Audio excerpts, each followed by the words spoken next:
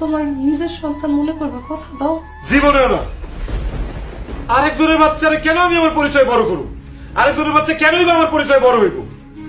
ও আল্লাহ গো, আমার কি সর্বনাশ হইল গো! আম্মা, আম্মা! কি রে বাবা, কি হয়েছে? মানে ও মা, তুই কেন করতেছিস? আমার তো সর্বনাশ হয়ে গেছে।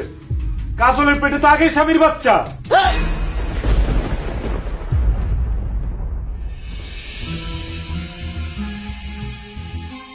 কি ব্যাপার জামাই? বিয়ান সাহেবা হঠাৎ এত সকালে ডাকছেন, কি হয়েছে?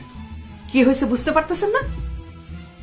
আপনার মায়ের যে আগে বিয়া হয়েছিল, তার পেটে যে সন্তান আছে, সেটা বিয়ার আগে আমাদেরকে কন নাই কেন? কেন গোপন করছেন? কি ব্যাপার? ওর মায় যে কইতাছে শুনতেছেন না? কান দিয়া কথা ঢুকে না? আপনার মায়ের গর্ভে যে আরেকটা সন্তান আছে, সেটা আপনি আমারে কন নাই কেন? সেলিম বাবা, আমার মাইয়াটা বিধবা। আমার মাইয়াটার আমি অনেক জায়গায় বিয়া দেওয়ার চেষ্টা করছি, কিন্তু যখনই বিধবা শুনছে, কেউ আমার মাইয়াটারে বিয়া করতে চায় নাই। তুমি তো আমার মাইয়াটার বিয়া করতে চাইছো, তাই না? বাচ্চা আছে এই কথা কইলে যদি তুমি বিয়া ভাঙিয়া দাও, এর লেগে আমি বাচ্চার কথাটা গোপন করছি। এত বড় একটা সত্য গোপন কইরা আপনার মেয়েরে আমার লগে বিয়ে দিতে আপনার বিবেকে বাধে নাই? আর কাজল, তুমি কেমনে আরেকজনের বাচ্চা তোমার পেটে নিয়ে আমার বিয়া করলো? তোমার পেটে যে বাচ্চা আছে, তুমি এই কথা আমার কও নাই কেন? আমি তো কইতেই চাইছিলাম, কিন্তু তুমি তো আমার কোনো কথা শুনো নাই। তুমি না আমারে বলছো তুমি আমারে ভালোবাসো, আমার সব অতীত মাইনা নিবা, তাইলে আমার এই গর্ভের সন্তান কি দোষ করছে? ওরে কেন মাইনা নিতে পারবা না? সব মাইনা নিবো ঠিক আছে, কিন্তু আরেকজনের সন্তান না আমি মাইনা নিবো, এটা তুমি ভাবলা কেমনে? তুমি না আমারে কইছিলা যে তুমি আমারে ভালোবাসো। একটা মানুষ মানুষটা ভালোবাসলে নাকি তার ভালো মন্দ দুই দিকই মাইনা নেয়। তুমি আমার সব মাইনা নিতে রাজি হয়েছো, তাইলে এখন এই পেটের বাচ্চা কি দোষ করছে? আমি কোনো পাপ করি নাই সেলিম, তাহলে কেন তুমি এর মাইনা নিবা না? মায়না নিব না তার কারণ তোমার পেটের যে সন্তান, সেটা আমার পোলার না। তোমার আগে যে বিয়া হয়েছিল সেই পোলার। আরে তুমি বিধবা হইছো, তার সত্ত্বেও আমি তোমার মায়না নিছি, কারণটা কি জানো? আমার পোলা তোমারে ভালোবাসে বলে। তার মানে তো এইটা না যে তোমার আগে বিয়া হয়েছিল, সেই ঘরে সন্তান হয়েছে, সেইটাও আমি মায়না নিব। মাতুব্বর সাহেব, এক্ষুনি আপনার মায়ারে নিয়ে এই মুহূর্তে আমার বাড়ি থেকে বাইর হয়ে যাবেন। আমার পোলা আপনার মায়ের লগে সংসার করব না। না বিয়ে সাহেব, আপনি এমন কথা কইেন না। আপনি তো জানেন আমার মায়ের জীবনের উপর দিয়ে কত কিছু কইটা গেছে। এখন যদি সেলিমের সংসারও না করতে পারে, ও তো সেলিমরে ছাড়া বাঁচবো না।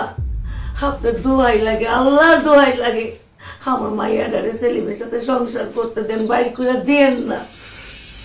বাবা সেলিম, তুমি না আমার মাইয়াটারে ভালোবাসো, তার কষ্ট তোমার না সহ্য হয় না?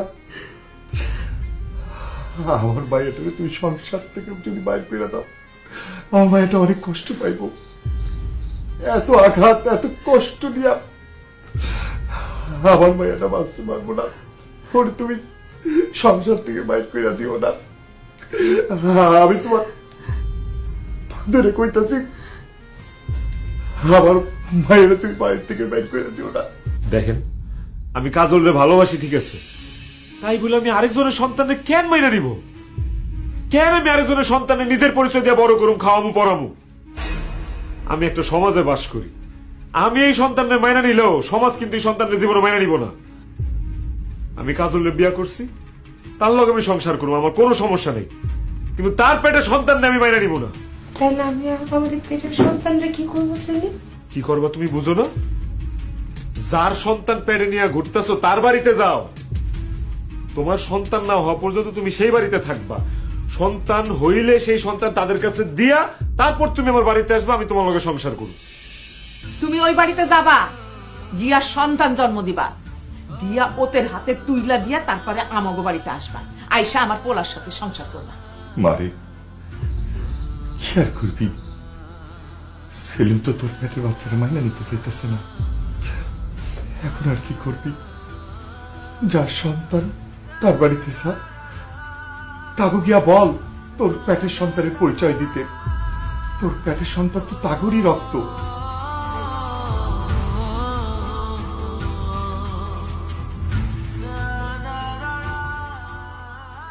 জানো সেলিম, আজকে একটা একটা জিনিস বুঝতে পারছি, পৃথিবীতে প্রেম ভালোবাসা এগুলো কিচ্ছু নাই, সব স্বার্থ।